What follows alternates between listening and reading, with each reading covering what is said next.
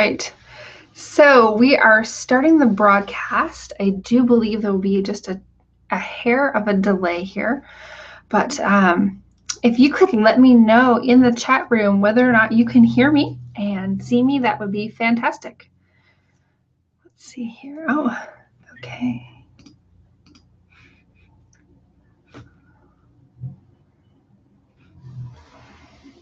Wait just a couple more minutes to get started here. Thank you so much for being here today. All right, folks can hear me. That is great news. So as always, we have Annika the cat as the guest for my live webinar. She always wants to be where the action is. Oh, there we go.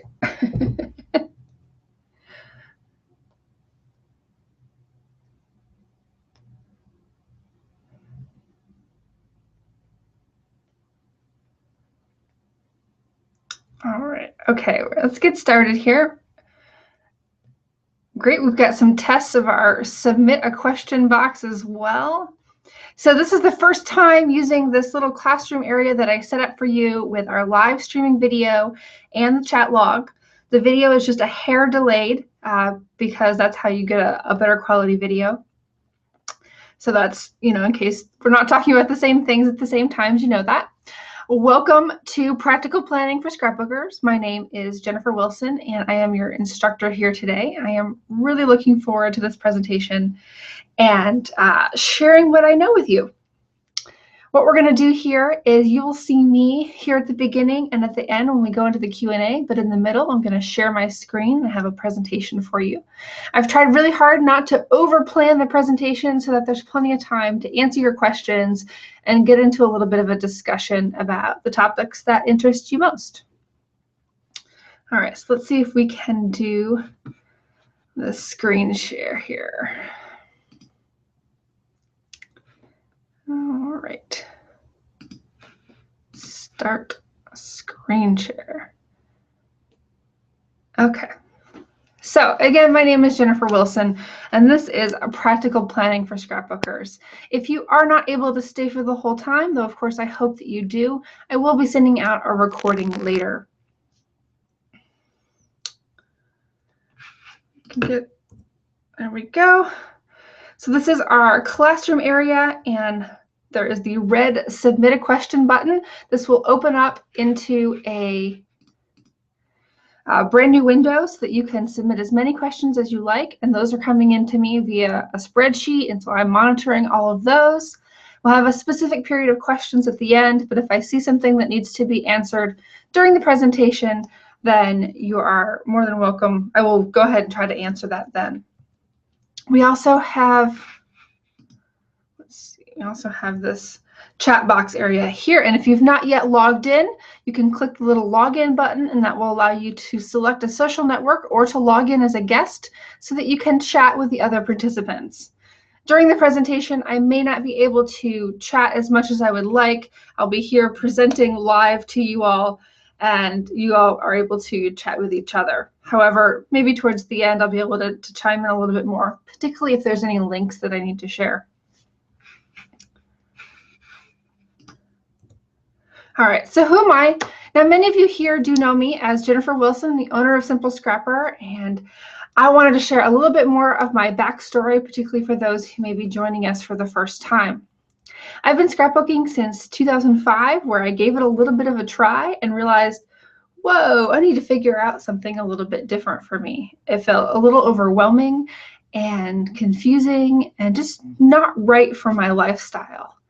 So fast forward to 2008, and I approached scrapbooking again with a quest to figure out how to simplify it for the modern busy woman and this time, not only this time in our lives, but this time in the world when we've got so much going on and we want to have this creatively fulfilling hobby, but one that also fits into everything that we have going on.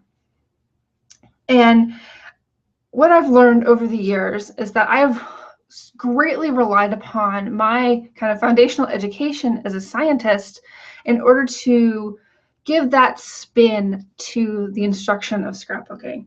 A lot of scrapbookers on the internet you'll see are teaching wonderful things about design and how to create really attractive pages with fun techniques. And I have a completely different approach. I'm approaching it from the aspects of simplicity and how I can help you focus so that you can get as much as you want out of this hobby, so it's something fun and fulfilling. And of course, we do that here in community at Simple Scrapper. So in today's presentation, I want to talk a little bit about planning, and we're coming at this with a particular viewpoint. And that's, how are we going to go into the next year? How are we going to go into 2016 and really tackle this year as a scrapbooker? So this presentation is both about scrapbooking and about the rest of your life, because I see these common roadblocks. Libby says that she has trouble with staying focused and organized. And so maybe she has too many distractions. This is very common. There's so many different things pulling at us, so many really awesome classes and blog posts and really interesting things on the internet. Plus, and that's all in addition to all the wonderful things out there in the real world. Jenny mentions how she has trouble maintaining her motivation all year long, her mojo. So that ebb and flow of enthusiasm is quite a challenge, where you may have a lot of interest during certain parts of the year, and in other parts of the year, you're out having fun and making memories, so scrapbooking them isn't a priority. And then there's the common problem, which of course these other ones lead into, and that's a lack of action. Gina wants to know how she can finish all of her unfinished projects, and Diane struggles with executing a plan. And I think this is really common for those of you who may be attracted to communities like Simple Scrapper. You love planning and you know that it can help you, but how do you take those steps to make those plans effective and actually put them into action?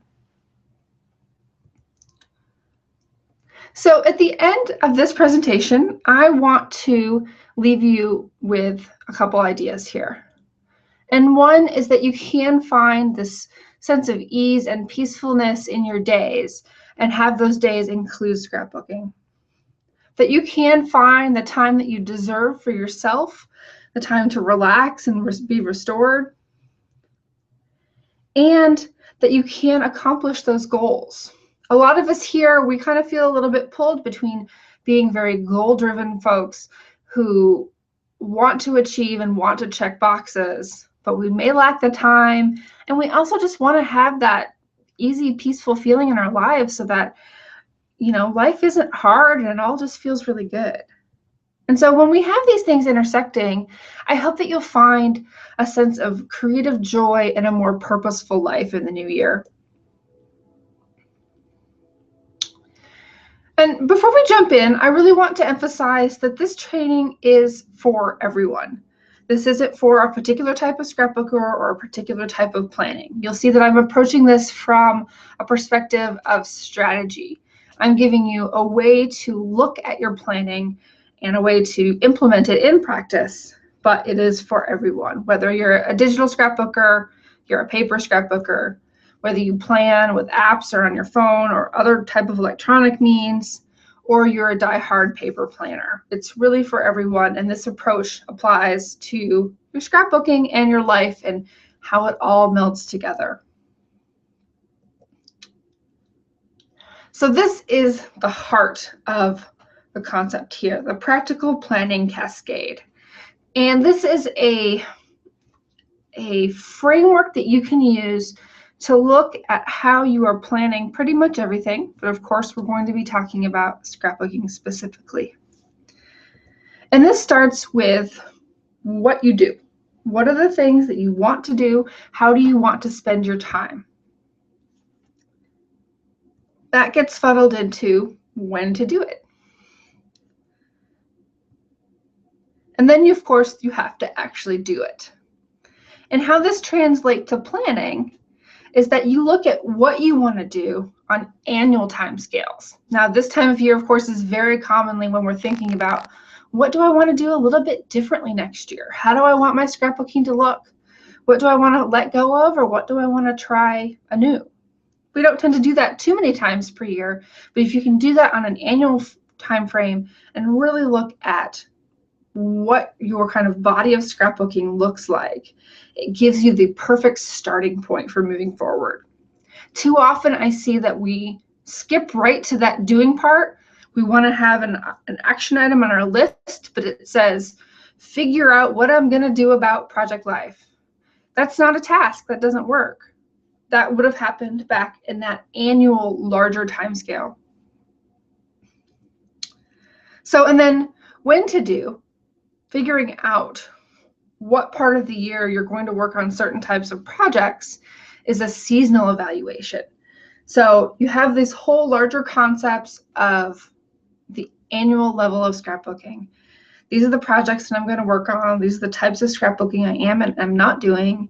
This is how it's going to fit into my life on a large scale.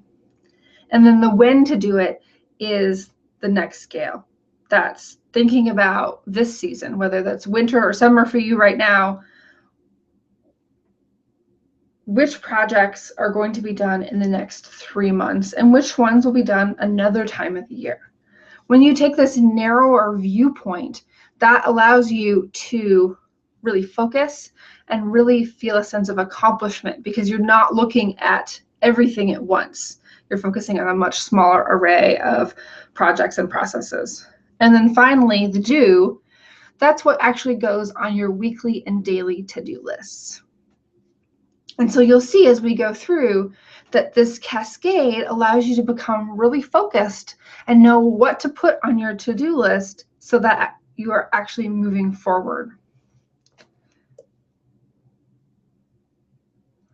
So step 1, this is map the boundaries of your scrapbooking universe.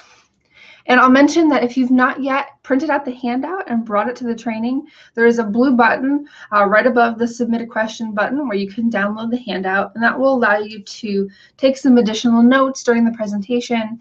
And it also lists these 3 different steps right on there for you.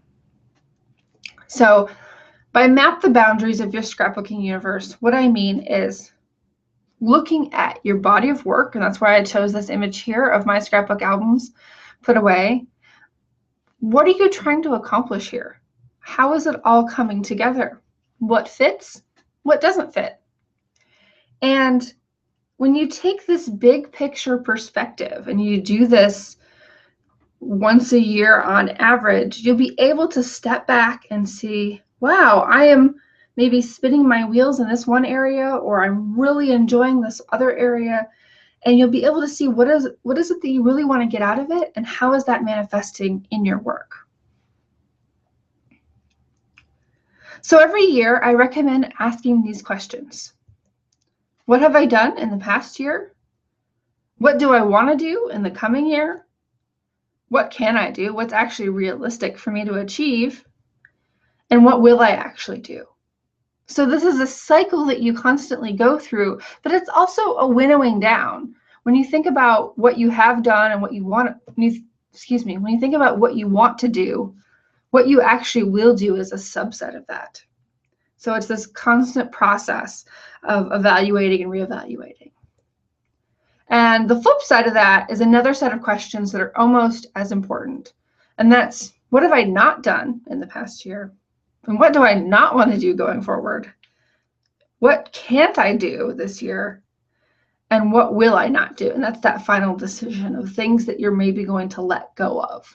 Looking at both sides of the question is really important for being able to evaluate and get a sense of these boundaries of your scrapbooking universe. And so here's what this looks like in practice. You've got layouts, you've got project life, you've got mini albums, maybe you have photo books or cards or other types of creative hobbies. They're all not going to fit into your funnel. So you have to pick which ones are going to fit, which ones are right for you. And those will be on your list of 2016 projects. And so this is at that large scale of what type of scrapbooking am I going to do in the next year? This is where you're thinking about those questions. All right. I'm going to pause here before we go on to step 2 and see how everyone is doing. if you will, to jump into the chat box for me and just share how things are going for you. And remember, if you want to submit a question anytime, that is super helpful. Let's see here, checking the questions out.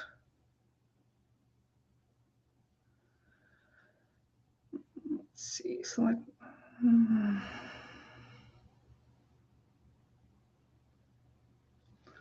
All right, here. Looks like everybody can hear me well. Things are going good. If you're just joining us, I do want to welcome you. I'm showing 88 folks on here live. So this is super exciting to be able to join you here on the webinar. So let's moving into step 2 here. Step 2 is embrace a seasonal perspective on your creative life. One thing that I see that happens again and again is this time of year, you really start thinking about the types of scrapbooking you want to do next year, and you get really gung-ho and excited about starting new things. And then about April, May, when life gets a little busier, the sunshine comes out again, some of those projects start to fall by the wayside. That enthusiasm has waned and you're not able to keep up. Then by this time at the end of the year, you've totally given up and put those things aside and you're ready to start fresh. Well, I don't want to see you go through that cycle every single year again. I want to see you be in a different position where you are refreshing your hobby every 3 months so that you are always excited and you're always engaged and you're always moving forward. And so that might mean narrowing it down to more projects, but it's really just taking your lens and your frame for scrapbooking and taking it out of that year. Yes, you have this annual conversation with yourself about the types of scrapbooking you should and shouldn't be doing, but you're planning for the projects you're actually going to work on and when. That should happen on this much shorter time frame because we don't really have the capacity to think beyond that. We don't know what life is going to throw at us.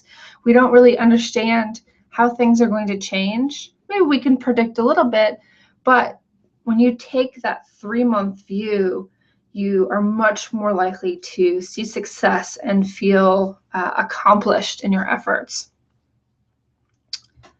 We did have a little question here. Marge asked, where do the questions show up?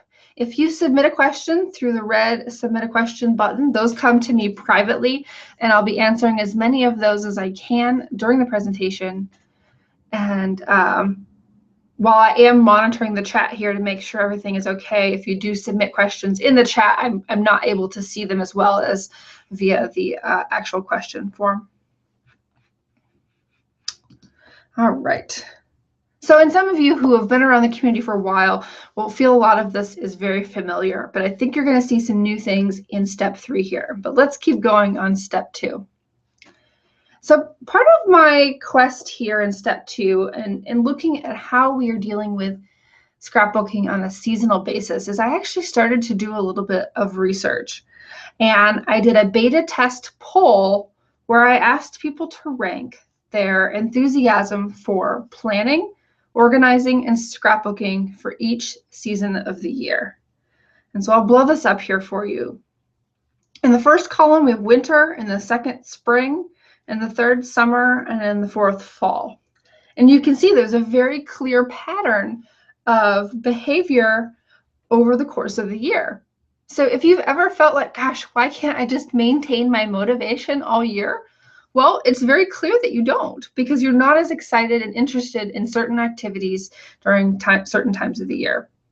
One of the things I love about this graph is it shows how planning becomes much higher of an interest in the winter and fall than in the spring and summer.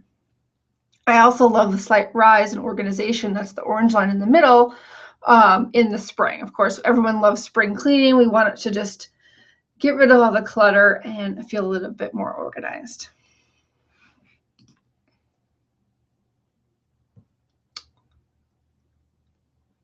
So the idea here with embracing the seasonal perspective is to first figure out what is filling you up now. What are the projects that are exciting you?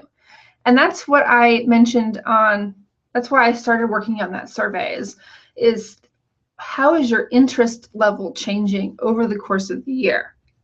And then also to look at the intersection with what is fitting your life right now. What type of time do you have? When does that time occur? Do you have a lot of time in the evenings? Do you have time on the weekends? Are you just finding it that you don't have a lot of time? Are there a shift in responsibilities over the course of the year that makes it so that certain times are better for scrapbooking than others? For example, there's a kind of a discrepancy. Some folks find a lot more time during the summer to scrapbook. And I know an example of a member who's a teacher who has tons of time in the summer and she does the bulk of her scrapbooking then, but during the school year, she's very busy and doesn't have time for that. But then other folks, when their kids are home during the summer, they're actually more busy and they don't have as much time to scrapbook. So understanding how your life situation changes throughout the year can help you better find that intersection. Because each time you think about where these two cross, every season it's going to be a little bit different. That kind of composite picture of your life, of what's exciting you and what's working right now, is going to look a little bit different. So throughout the rest of the presentation, I've got some examples here that I'm calling my little sticky note examples. For the most part, these are real life examples for me. And I'm going to show you how planning can be as simple as lists on a sticky note. We'll talk about a few other options as well, but these sticky notes are as simple as are the basic way to do it and can be what you need to get started. So right now, these are the projects that are not a current priority for me. Finishing my 2015 Project Life album, starting my husband's Before Your Story album, and figuring out a new stamp organization solution. These are things that I want to do. They interest me, but for various reasons, they're not a priority right now. Right now, the 2015 Project Life isn't very exciting to me, and it doesn't really fit in my life because I'm doing so much photo printing with December Daily. Right now, I don't have a lot of enthusiasm for starting my husband's Before Your Story album because we just did a lot of work cleaning up the basement. And right now, it's just not important to reorganize my stamps. I want to do it, but I don't have to do it right now. And I really want to dedicate my energy to other things because I know I can't do everything at once. So my priorities this season actually are cleaning up my photo library. I want it to be in good shape before the end of the year. I really want to dedicate most of my scrapbooking time to working on December Daily because it's a project that I really enjoy and really fills me up, and I seem to be able to keep up with it more than anything else. And so it's okay to put my other projects on the back burner and declare, this is what I'm doing right now. I want to finish 5 layouts that I've already prepared, and I've already done one of those.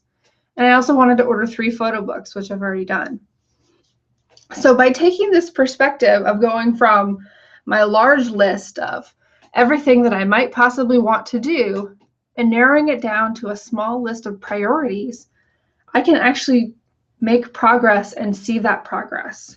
However, if I was constantly looking at this list that said, finish Project Life from 2015, then I might constantly feel frustrated and overwhelmed. But when I switch that perspective and say, not right now, to, yes, this is what I am going to do right now, it gives you that new sense of freedom so that you can focus and move forward. Oops. All right, a little wonky there. All right, so step 3 is to leverage tools to execute your plan and stay on track. And so what we're going to do here is these tools can be, we're talking about the range of tools right now. And the point is to choose a tool and to actually use it. It's really that simple. You have to pick a tool, and that could be as simple as a sticky note and say, this is my tool. This is where I'm going to record information, and this is where I'm going to act on it.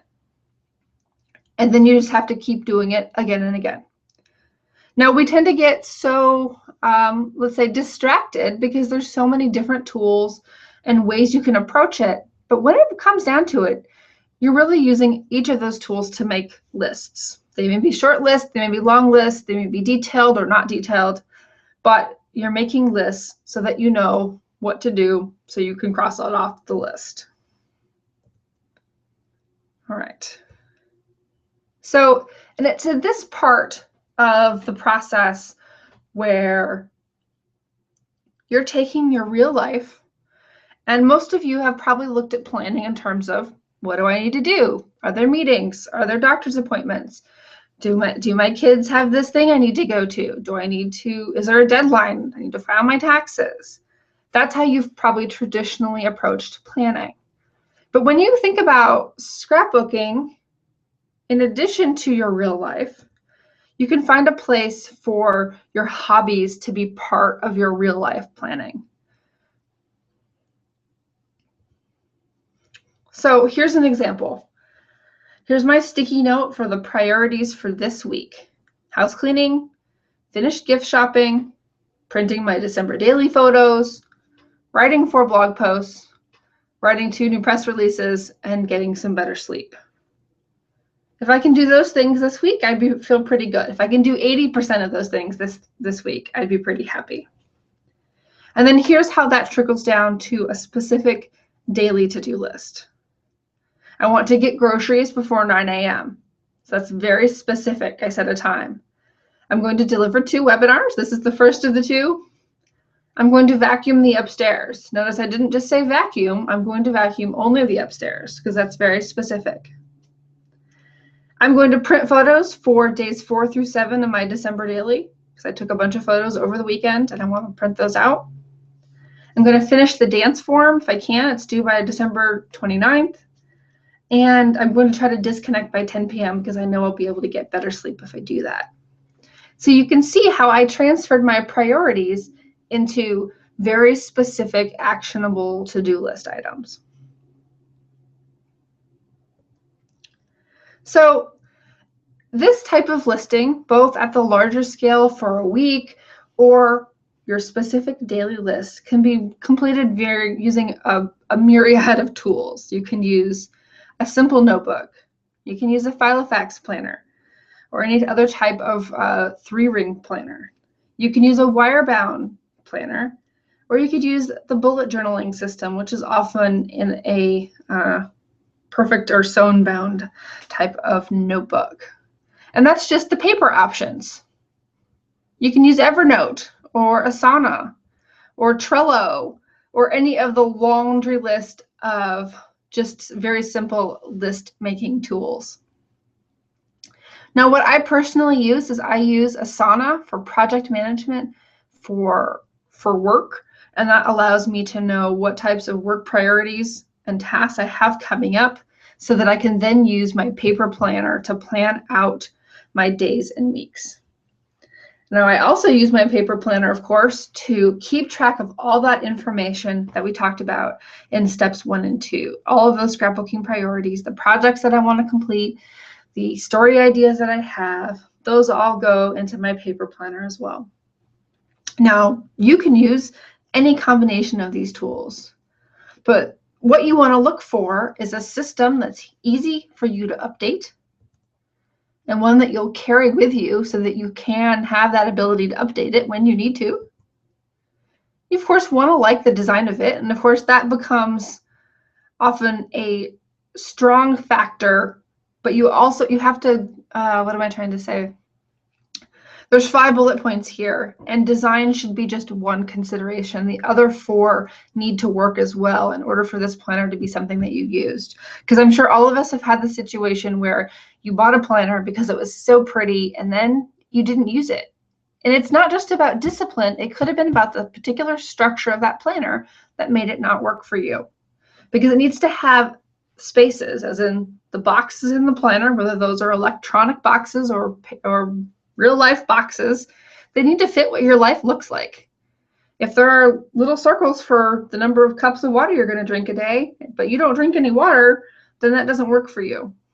Or if there's a space for what we're going to have for dinner, but your husband cooks dinner for you every night, then you don't necessarily need to have that on your planner. It's all about customizing it to your life. And then, of course, whatever planning system you use needs to be as simple as it needs to be.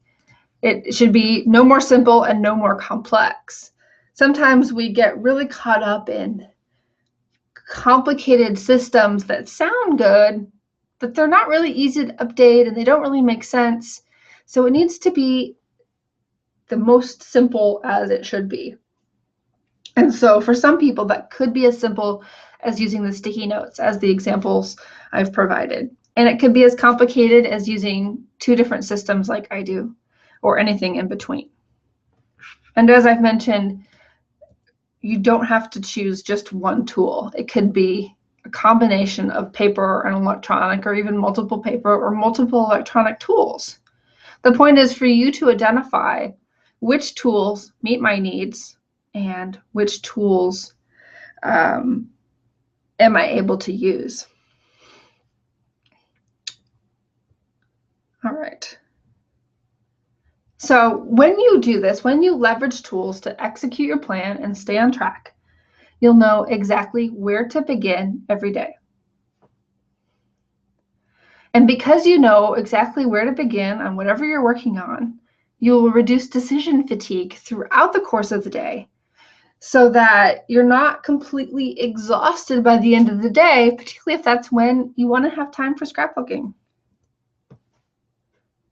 When you use a planner and you plan out the things you're going to do in a day, it helps you hold that space for me time, because you can block off on your calendar, this is when I'm scrapbooking, and that will give you more comfort and confidence in saying no to other obligations that may be optional, but then that infringe upon that time that you know you need to feel happy and whole and fulfilled in your life.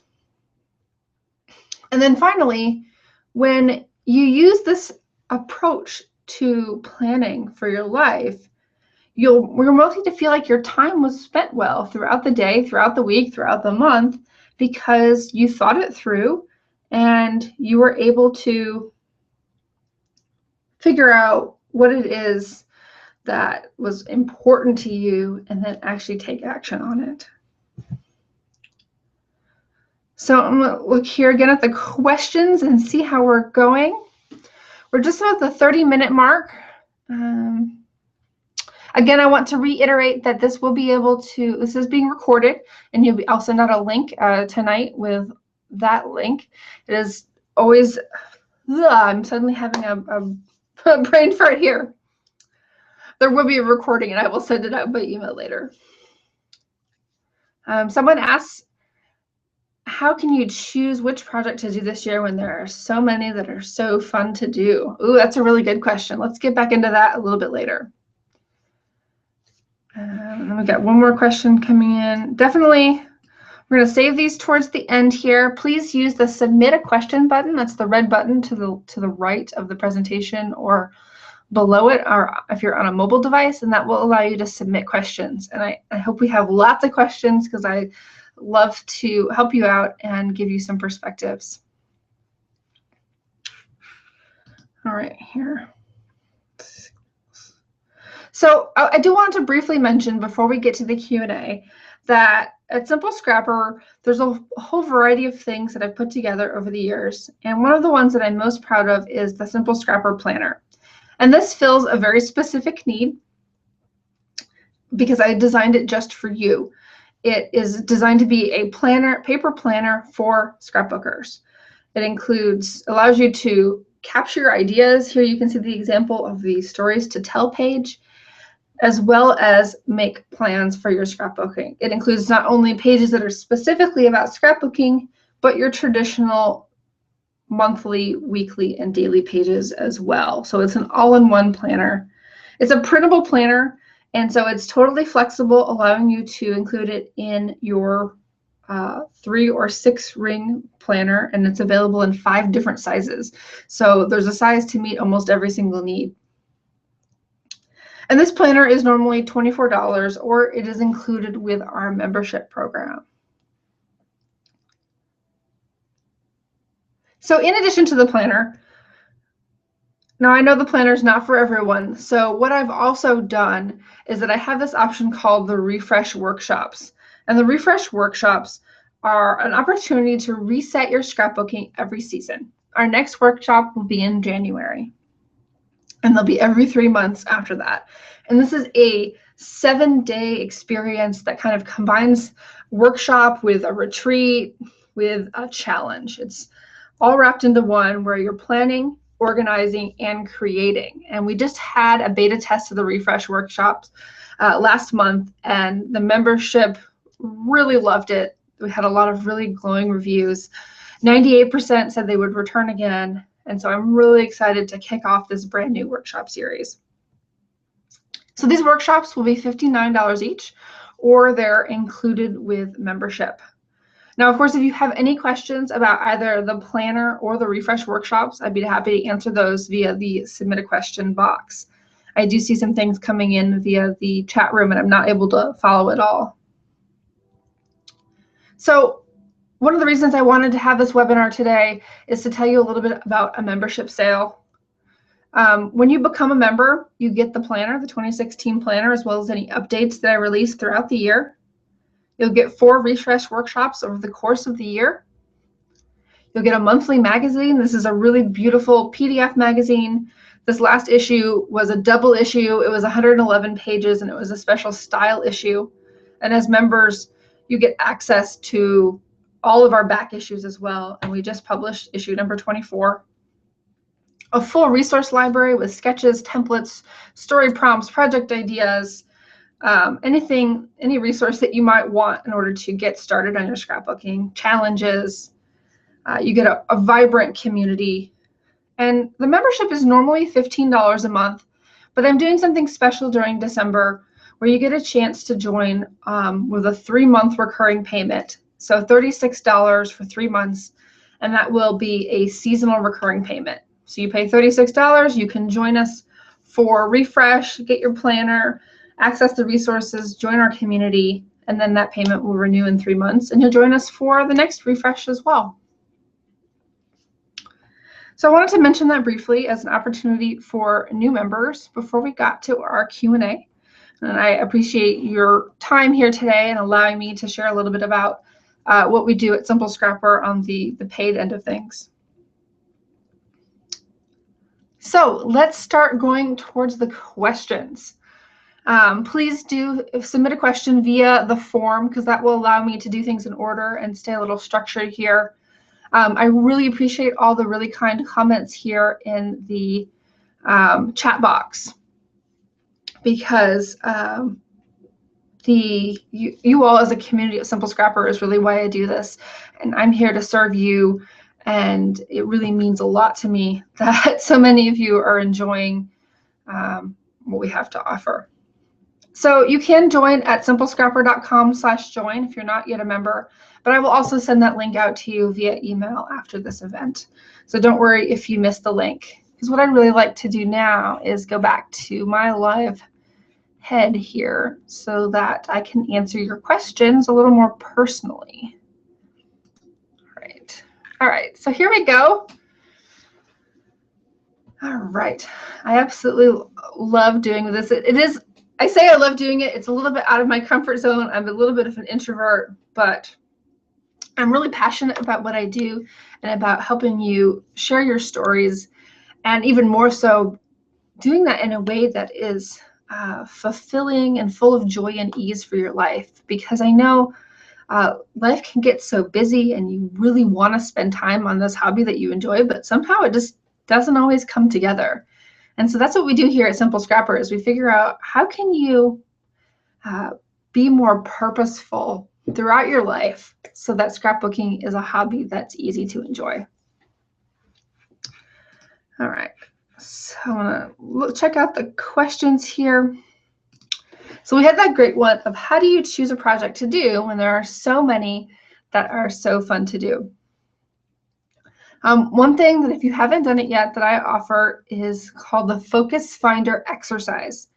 And this is what you get when you sign up from the very front page of Simple Scrapper. You get the Focus Finder and our weekend planner tool. And this allows you to actually rank a variety of projects, and it will basically spit out a prioritization for you. So you think about what's exciting to you, what's interesting, and then actually what's meaningful. And when you look at the intersection between interesting and meaningful, you're able to get an idea of this. Is this something you should focus on, or is this something that maybe you should wait till later on? Because that's what I always recommend. Beyond thinking about, is this practical? What are the reasons that you even want to do this? And sometimes it's kind of fun, creative, fulfilling. I want to use this new product. I'm really interested in achieving this result. Or it could be more on the legacy side, and it's something that's really meaningful and personal to you. And that's when I recommend looking at how those combine. And those are the projects that are going to bubble up to the top that you should work on first. Okay. So next question, I've tried using both a digital and a paper planner, and I find it really hard to look in my paper planner, and planning projects on my iPhone I find really fiddly. I find it frustrating. So I will say, in terms of electronic tools, for the tools that I use, I find it easiest to do the legwork on my computer and then use my phone as a reference. So I'm either looking at the calendar to see what's coming up, or I'm looking at a task list and maybe checking things off, but I'm not really doing the input portion on my phone, because I do find it fiddly as well. And if I'm using it on my phone, it's usually because I just want to know, okay, what do I need to do next? It's not because I'm trying to plan something out. So that's where you can transition more to your computer if you're able. And so on the other side, she says she finds it really hard to look in her paper planner. And for me, that means having a planner that encompasses a range of timescales. So that's why in my paper planner, I have the annual, the seasonal, and the weekly and daily all in one location. So I'm not using the annual every year, but it's nice to have my project list there so I can refer to it. It's nice to have my seasonal priorities there so that I can refer to them. But I'm really using my weekly and daily pages daily, and that's what keeps my planner open on my desk all the time so that I have access to that other information for reference. Let's see, a logistical question here. Someone would like to be able to print the slides. I'll say about creating a PDF of the handouts. Obviously, I'm not able to do that at this moment, and so I apologize that you weren't able to take notes on that. We do have the handout, though, which allows you to take notes directly on that one pager. Let's see, I do see a question over here in the chat box. Marge asks, is the Happy Planner the same as the one on the website? So I will reiterate that the Simple Scrapper Planner is a set of printable inserts for a ring-bound planner in a variety of sizes for whatever size of ring-bound planner you want, which could include the Happy Planner. I believe that one is a disc-bound, which could be used with our inserts as well, but I don't sell a physical product. So other types of brands of planners out there would be available across the internet at various scrapbooking stores and non-scrapbooking stores. And what I'm selling is a set of printable inserts for your planner, or of course you can get them free with membership. All right. Related question, does the membership automatically renew? Yes, it does, unless of course you cancel. What I do is I offer two different things that are perks that you may not see elsewhere in the industry. And one is that if you become a member and you go through our orientation class, and it's within that first 2 weeks of membership, you may cancel for a full refund if it's just not a good fit. Some people feel attracted to it. They get into it and realize this isn't for me for whatever reason. And I do offer a full refund if you cancel within those first 2 weeks and you've completed your orientation. Fortunately, though, most folks, once they go through the orientation, they understand what we're about and how we approach this type of education, and they love it and they stay forever. Okay. I love the Simple Scrapper Planner and use it for both scrapbook planning and work in daily planning. However, I do not carry my 5.5 by 8.5 binder with me at all times. How can I use electronic tools such as the iPhone to supplement planning and add reminder notes to use with my planning tool suggestions? Oh, interesting. One thing that you might do is to create sort of a processing inbox. So that could be emailing yourself at a specific email address, using Evernote, or using an electronic tool that you're using as a specific inbox. All the things that come across your desk throughout the day that come into your brain. Oh, I have this dinner on Friday night. I want to do this layout idea. Create this inbox for you. It doesn't need to be organized. And then you go through that on a regular basis to transfer that to your paper planner. So it allows you to capture ideas with your phone. You can even take a picture to capture the idea, and then set aside a specific time to actually get that into your paper planner. Let's see. Okay. All right, got lots of really great questions here. Let's see. Again, if you have questions, please do submit via the chat box or via the submit a question button. I'm not able to answer all questions in the chat box, and I love seeing so much really great discussion and sharing with each other over there. You guys are so helpful. Would you elaborate on how to use the monthly schedule pages? They are a week at a glance. Just curious if this is where you would put your broad funnel items. Monthly schedule pages. I'm not particularly sure of which planner pages you're talking about within the Simple Scrapper Planner, but I will try to elaborate on this. On our monthly page, we actually have an extra column on the left called Focus On. And what I like to use that for, so this is a monthly, month on 2 pages grid. So you can have all your appointments on there. But then when you have this left column for Focus On, that allows you to put your priorities for the week. So that you can have, 1, 2, or 3 different priorities for, this is what I want to focus on this week. It could be a concept of, I want to focus on organization this week, or it could be more specific, or I want to focus on finishing this project.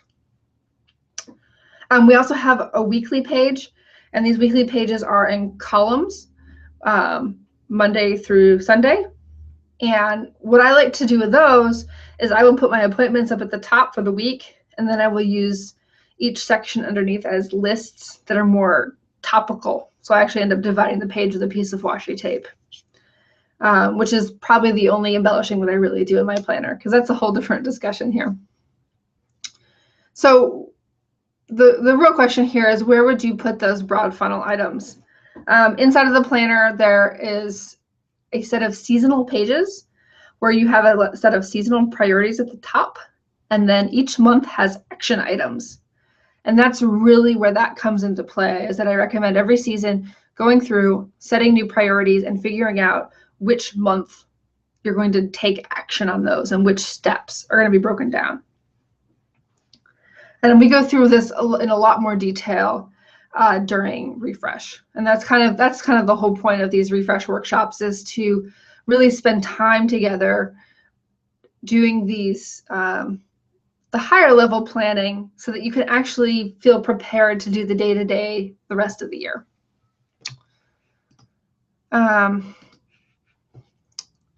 So someone mentioned, here's another question. Someone mentioned pages from refresh.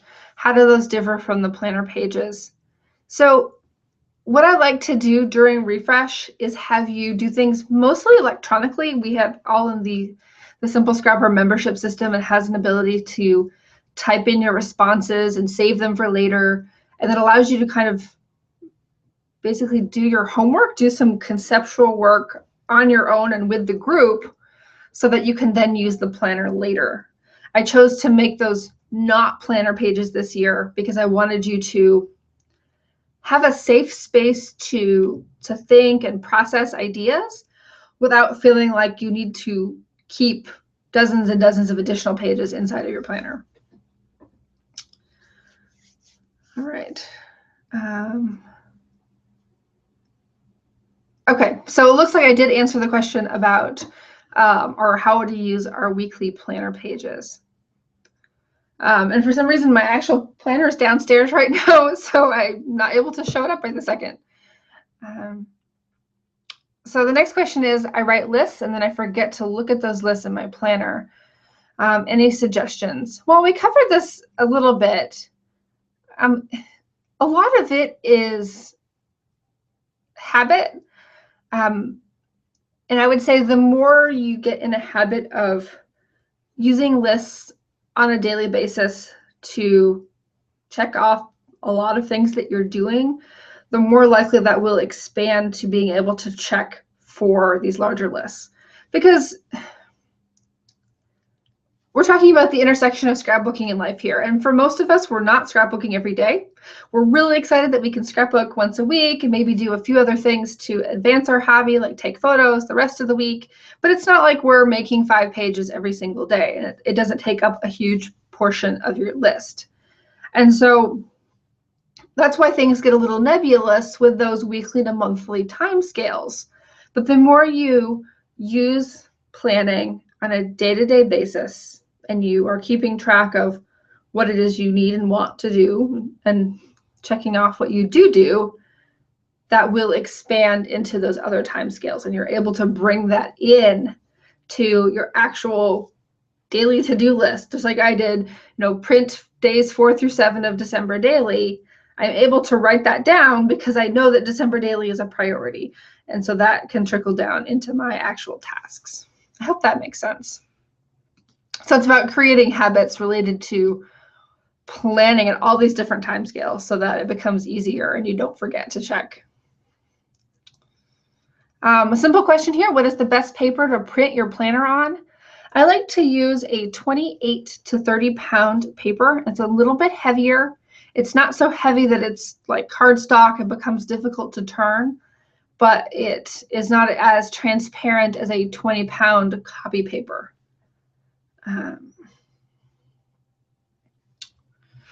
All right, here.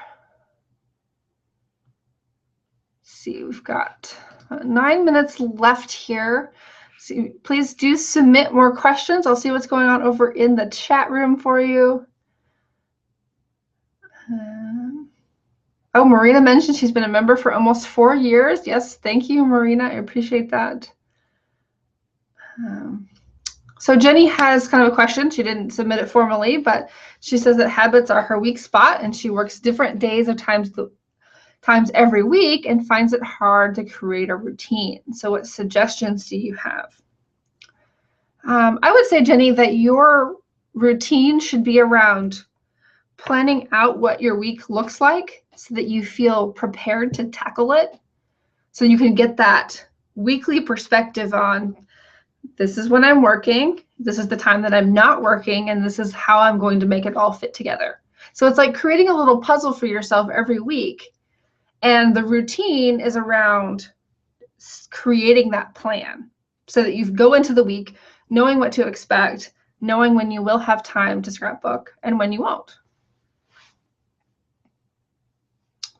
April mentions how she needs a sturdier paper to work with the disc-bound system. I would probably agree with that.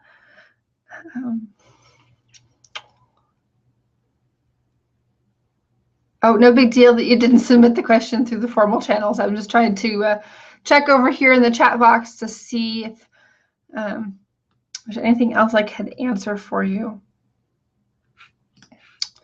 Is there a method to creating a layout using multi-size photos? Do you use graph paper so you know what size of what photo to print? I wouldn't say that's off topic. I think that's a really good question. I don't use graph paper. What I would tend to do is print. You kind of get a sense of, I can't fit 6 4x6 photos on a page, so I will print 1 or 2 4x6 and then print others in smaller sizes. So the more photos you have, probably the smaller they're going to need to be. I also use layering on the page. So sometimes photos partially cover up other photos, and so that will allow you to fit more photos on the page. What I will tend to do is I have my cardstock laid out. I may not know what quite I'm doing with the design yet, but I will lay out my photos on the page so that I can kind of get a sense of arrangement. But I would say that one thing that also helps is to step back and think about why you're trying to fit so many photos on a page, and think about what is the smallest number of photos that I can use that will still allow me to communicate the story if I have those photos with words. And for me, I found that that ends up being a much smaller number of photos than I originally thought I might need to use on the page. And that makes the design process a little bit easier. All right, somebody says she came in late. How do you sign up again? So in order to become a member, you can go to simplescrapper.com/join, and I will add that in the chat box here as well. When you become a member, you get a copy of the Simple Scrapper 2016 planner, as well as any updates I make. And I anticipate doing a big mid-year update, and I should have some additional pages, kind of some bonus ones here soon. You will also get invitations to each of our seasonal refresh workshops. So as long as you're a member, and those are going to be priced at $59 per workshop, unless you're a member, when they're included. And of course, we have all the other membership resources, a really vibrant Facebook community, a monthly magazine, and lots of downloads as well. And that's at simplescrapper.com join. And we have the special December special where you can join for new members. You can become a seasonal member at $36 per 3 months. All right. If you're just joining us here at the end, this will be recorded, and I know I think you can even back up on the video. If you refresh the page, it might start over for you. I will send out the link at the very end of the day so that you can know exactly how to rewatch it, as well as I believe I can do a transcript of the chat, so I will try to do that as well for you. All right. Dana says that she loves the idea of seasonal planning and refresh. So what I did is that I was really listening to what my students were saying over the past couple of years. We did a series of events called the Start Fresh events. I did these at the beginning of every year as kind of a way to get started and launch into another successful year. I also did these Stash Bash events where we focused on organizing. And in both sets of events, I found that including scrapbooking activities was enormously helpful to help people get jump started, not only with their kind of more logistical side of their hobby, but the creating part and being able to bring those together. But I thought about when I go 6 months or even a year between organizing, like it becomes too overwhelming and it's too much. So I thought, what if we did every 3 months, we just do this little boost, this little refresh, which is why I call them that, so that we can get our heads on straight again and get excited about our scrapbooking again, so that the next 3 months can be great. And we just keep doing it again and again. So it's not this long year and we have to wait a whole nother year to get excited about scrapbooking again. We should be excited all year long, right? All right. Let's see here. Oh, thanks, Stash Bash rocks. And so we've incorporated all the best things from those 2 previous events or event series into these brand new workshops. And so I'm really excited about that. Okay, any other questions here? Oh, thanks, Natalie. She says, I love how passionate you are. I really appreciate you saying that. Jenny mentions that she had an epiphany. One of her roadblocks was perfectionism. And I know a lot of you deal with it because I deal with it. And especially when it comes to my creative work, I want it to be great so that I'm proud of it. My family's proud of it. So you guys are proud of it, of me as well. And that, of course, is perfectionism occurs throughout my life. And I like to consider myself a recovering perfectionist.